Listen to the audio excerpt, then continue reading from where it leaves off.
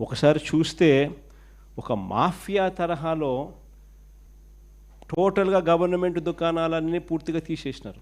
చంద్రబాబు నాయుడు ఆయనకు సంబంధించిన మాఫియాకు సంబంధించిన ప్రైవేట్ దుకాణాలను పిక్చర్లోకి తీసుకొచ్చేసినారు.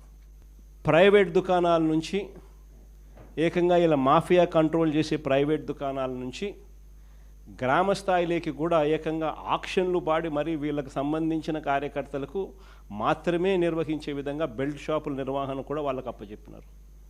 అది నిజంగా ఆశ్చర్యకరమైన విషయం.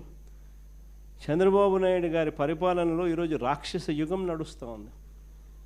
భయభ్రాంతులు చేస్తూ ఉన్న పరిస్థితుల మధ్య ఈరోజు పోలీసులు పరిపాలన సాగిస్తూ ఉన్నారు.